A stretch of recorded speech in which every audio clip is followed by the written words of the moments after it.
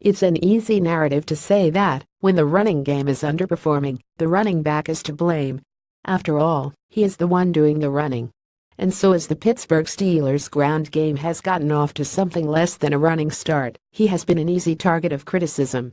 Know that it is entirely undeserved. While the offense has had difficulty opening a lot of holes for him to work with, the reality is that he has done a poor job of creating his own offense. I don't know if he has even broken 3 or 4 tackles through 3 games.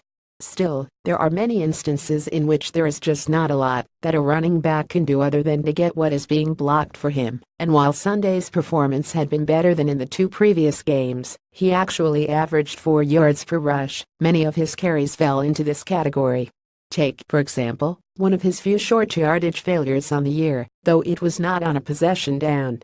On 2nd and 3, Bell only managed 1. But with the linebacker lurking over the A-gap and Roosevelt Nix blown back by the edge defender, he didn't have any options. Or take the carry just 2 snaps later. On 2nd and 10, he was given the ball out of the shotgun in the right sidecar position with Chris Hubbard at right tackle pulling through the left side B-gap. With Ramon Foster getting driven back and Alejandro Villanueva struggling to hold off the edge, all he could hope to do was try to squeeze between the narrow crease for 2 yards. Even the cutback lane was shut off with the linebacker evading Marcus Pouncey at the second level.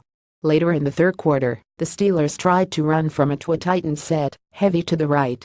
Bell showed his typical patience behind the line, and it looked like it might pay off, showing a hint of daylight up the gut, but the inside tight end, Xavier Grimble in this case, couldn't hold his blocked, ripping to the inside and making the tackle.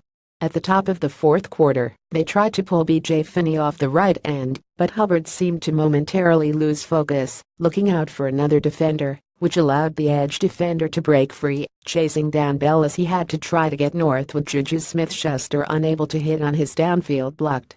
I think that these plays do well in showing just how much frequently goes into building a successful running play, or perhaps more crucially, executing it. The execution has gotten better week by week. I shouldn't have to point out that this is a selection of bad examples, not a representative sample, but there is still clear need for improvement.